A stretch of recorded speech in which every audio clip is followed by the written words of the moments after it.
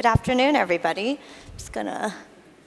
Right, so before I kick off, just wanted to get some input. Now, if you think about how many screens or devices you consume content on in a day or a week. For those who have one screen or device, raise your hand. Good, it's the right industry. 2? Nope, 3 or more? Yeah, I think we're all in the same boat. As Joanna mentioned, I am Alex Ong. I am the Business Development Director over at Magnite. Today, I'm going to be presenting our research findings for streaming TV's new era. Now, what we did was commission this research so that we could look at the evolving trends and seeing how streaming TV has evolved. Now, there's 3 things we know about the landscape. 1, we know that there's more streaming services than ever before. 2, cord cutting is becoming more and more of a reality here in Europe. And 3, digital video viewers are on the rise.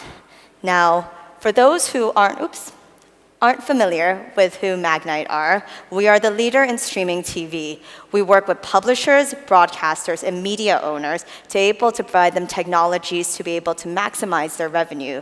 Now, this is a very, very small snapshot of the US and European partners that we have. For the research, we partnered with Harris Interactive, and we had over 5,300 respondents across the EU5. Now, to be qualified, they would have to be between the ages of 16 to 74, as well as consume over 7 hours of content a day.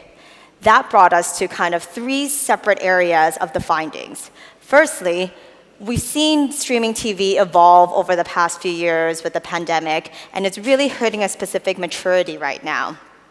And secondly, there are new business models being evolved when it comes to streaming services because more eyeballs are watching content with ads. And finally, streaming TV is a strong performance channel. It creates high value impact for consumers, which advertisers can really, capitalize on. So, we had it earlier today. We're going to have another definition because we all love a definition at a conference. So coming back to the question that I asked, we are those viewers. We are the ones that are watching across multiple devices. And this is a modern viewing habit that we wanted to put at the front and center to able to provide advertisers to understand what the behaviors and attitudes that streamers have. Within our research, we saw that 78% of TV viewers watch streaming TV. Now, if we look specifically at the 3 areas, streaming TV is about 78%, broadcast TV has 60%, and only 37% across paid traditional TV. Across the EU5, we found that Italy and Spain love streaming TV. They have over 84 to 85% of penetration in that market. However, we're not seeing the shift into streaming slowing down by any means. 40% of non-streamers are likely to begin streaming over the next 6 to 12 months. And within our streaming TV viewers, 82% are watching content with ads. Now, if we break it down to looking at ad-supported versus ad-free, this is what our respondents broke it down to. We saw 50% watching only ad-supported content, 32% have a hybrid, and only 18% are watching ad-free streaming. Now, this isn't a surprise as we've seen the supply boom over the past few years, whether we're looking at OEMs or we're looking at new streaming services. We've got Loves TV in Spain, ITVX in the UK, Join in Germany. The list goes on, and we've got SVOD services now adding new ad tiers to the market. And adding on top of that, we've got content producers and broadcasters really looking at how they can redistribute their content and really hit wider audiences as much as possible. So if we think of our own lives, we're all really having a large stack of services that we are subscribed to. But that doesn't really bode well in the economic uncertainty we're seeing. However, good news, no one is going to cancel all of the subscriptions and only watch ad-supported. There will be a mix. We saw 48% of streamers likely to cancel or downgrade a current paid TV subscription, and 76% would use new free or reduced cost ad-based streaming services this year. Now, that's great. That means that value exchange of free content or lower tiered pricing and ads is really being resonated with the viewers. It's really important because as we hit this migration of going into more ad-supported environments, advertisers can now target audiences at scale.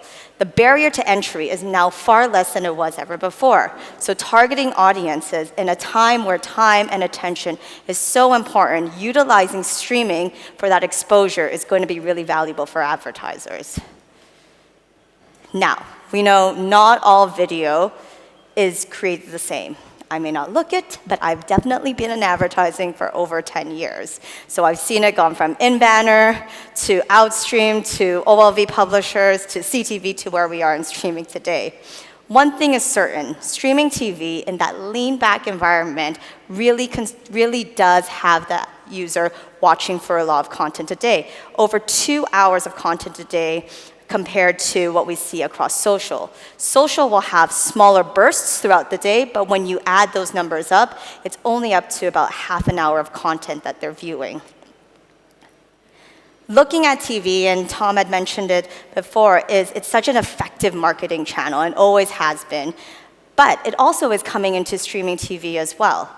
Streaming TV users are a lot more, trust the advertising a lot more compared to what they see on social. And their ad recall is a lot higher. They can recall an ad over a 24-hour period, 58% of them, as opposed to 19% that can see across social. Now, streamers are across all screens, as we all know in our daily lives. And that breakout that we saw within our respondents were 92% across TV, 73% across smartphone and tablet, and 69% across laptop and desktop.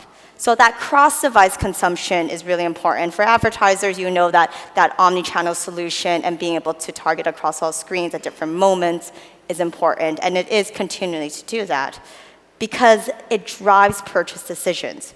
75% of ad-supported streamers are much more likely to make a purchase from a brand they've engaged with across multiple devices compared to only 64% on the traditional TV viewers.